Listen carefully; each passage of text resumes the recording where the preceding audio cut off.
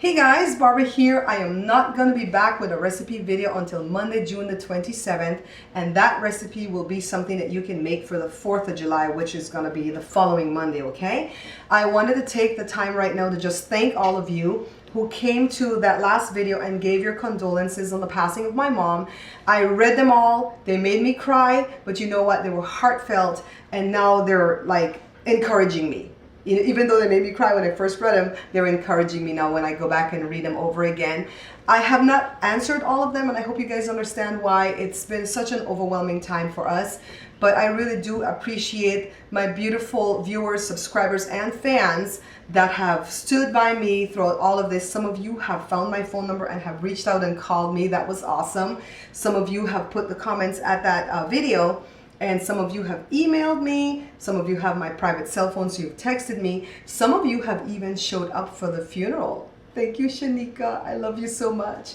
Anyways, I wanted to pop in really quickly to just touch bases to let you guys know I'm alive and I'm doing okay. For those of you that don't watch my vlog, to know that I'm doing okay. And I also want to leave you with this 8-minute video. This is like a segment of something interesting that happened in my life over this past weekend. So you guys watch and enjoy, and I'll see you back here on Monday, June the 27th. Bye! It's Saturday evening, June the 18th, 2016. Although the counter on the top of the video says 8:24, it's actually 6:24, okay? So this car pulls up in front of my home and parks behind my daughter's SUV. There are 3 passengers in the car, 2 males and 1 female. The 2 guys get out shortly thereafter, and they're wearing polo shirts and ID badges, and one has like a portfolio. So I'm assuming that they're canvassing the neighborhood, going door to door, trying to sell something or the other. So after they leave, the girl gets out of the car, and she just kind of checks out my mailbox. She doesn't take anything. She just looks inside. She gets back in the car, but a few minutes later, she can't help herself. She gets out of the car again, and then she steals a piece of mail from my box. She gets back in the car, and a few minutes later, the young men come back. See, they're across the street walking slowly, and I'm assuming that they've been going door to door. At this point, I wasn't sure what they were selling, but later we find out that they're actually AT&T sales reps, I guess selling U-verse. So the guys come back across the street to the car, and they just pretty much get in and sit down. So the minute they sit down, I come home from work. Now, I knew they were there because Jada called me and told me a suspicious car was sitting outside, the front of the house. So here we come. At first, Joe was going to park across the street, and I said, no, pull into the driveway, because if they're going to leave shortly, I would like to just go ahead and take the parking in front of my house. So we pull in. I exit the vehicle on that side, and I go to the mailbox right away, and I always leaf through the mail first before I take it from the box, because I want to make sure of what's in there, because we've had somebody that's coming to put random little weird gifts in our mailbox over the past few months, so that's why I'm leery. I go back to my side of the vehicle, and I get out my little lunch pail. Meanwhile, Joe is going around saying that he's getting stuff from the car, but he's really not, because he's taken by who's in the car, and he wants to see who's in the car. So he comes towards the door, and here I come from between the vehicles with my mail and my lunch pail. And as you can see, I didn't drop any of the mail, right? So I go inside the house and I open a sympathy card. Well, I went to open the sympathy card, but it was already open. So I was kind of suspicious, but not really alarmed. That is until... Wait. Joe's going back to the car. Watch what happens when Joe comes inside. So Joe comes back inside the house, and he locks the door. Now keep in mind, my neighbors don't really know that I have surveillance cameras, okay? So look at the girl. She comes out the car, and she's bringing my mail that she stole back to me. Now, why did she do this? I have no clue. But when she gave it to Jada, that's when I was alarmed, because I knew I didn't have that mail in the mailbox, so I couldn't have dropped it, because that was her story. She said, the lady dropped the mail, and here I am, Good Samaritan, bringing it back. And so that's when we went and we scrubbed the video, and we saw all this. We called the police. Here comes the police. They come rather quickly too. And so the cop's going to circle around, At first it's only one, and then he pulls up behind the vehicle, so now they're trapped in between Jada's SUV and the cop. So all that's happening now is he's giving them commands to put their hands outside the window of the car, and he's staying at a safe distance, of course. We were told by the 911 dispatch to just stay inside the house to be safe, which I wasn't going to go out there anyways, because you can never tell what these people can have in their cars, right? And so he's proceeding cautiously and talking with them.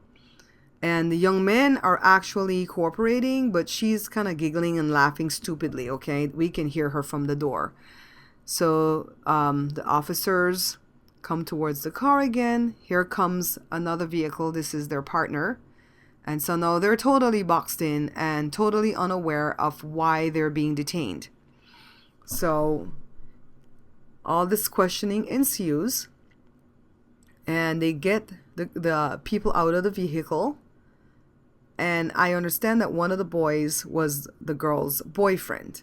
So, of course, we find out all these things after the fact. So the cops are just kind of circling, and they're doing a little preliminary search and stuff of the vehicle so that they can make sure that they're safe. And they just keep going back and forth, and I guess what they're doing is running these people's IDs. So they already know through me talking to the 911 dispatcher that we have video showing that this girl stole my mail. So they're questioning her at this point and giving her an opportunity to tell her side of the story. And she's telling them pretty much that I dropped the mail and that she brought it back to me as a good Samaritan. So here comes the officer coming inside my home, and he's going to go ahead now and watch the video for the first time. So this is the girl right here. This is the thief, okay? And so, of course, when the officer comes inside the house, he was very impressed by the system that we have, because we got this stuff at Costco, guys. So they're talking to the guys in the car. And at this point, one of the guys, the boyfriend, I think, turns up with warrants. So they're pretty much going to detain him, but he doesn't know that yet. So here comes the officer talking to her again. And the whole time they're being nice to her, trying to get her to, tell her side of the story and tell the truth. So the officer is still inside my house looking at the video. And he's looking at all the segments to show, when she went in the box and scoped it out, when she went back in and took the thing out, and of course when I came home and did not drop the mail, and then when she ran in and brought me the mail. So they're like putting a timeline. So this is one of her, the guys that was in the car with her. So he's getting so tired of the wait, he sits down on the curb. I mean, he's defeated at this point. He's like, what did I get myself into? And so the other guy, here's the officer in the back of the car again. They're searching to make sure that they don't have other people's mails, okay? So her next friend comes, and pretty much he sits too, because it's been a while. It's been a few minutes. So then she's just thinking she's getting off scot-free because they're going to clear up this mess. She goes and she sits on the hood of her car, and they just kind of wait. So then the officers are just, talking to them. They already ran their IDs already, so they know who has warrants from who doesn't have warrants. And they already know who they're going to take in at this point. They're coming back and forth inside the house, by the way, telling us what's being said and what's happening. So now here comes this officer. What he did was he recorded the segments on his smartphone, and he's showing his partners of the timeline and what happened. And so he's showing them that we have all these cameras on the house, and he calls her over. He's going to give her an opportunity again to tell the truth, and she doesn't. So he goes off on her, but I can't share with you what he said. And at this point, when she keeps lying, she's making him angry.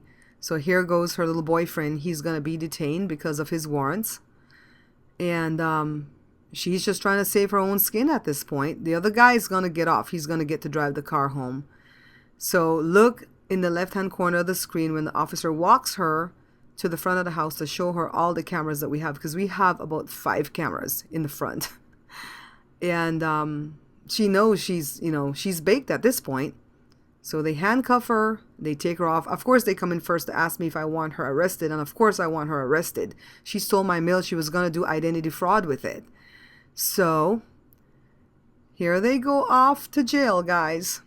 Couldn't have happened to a nicer bunch, don't you think?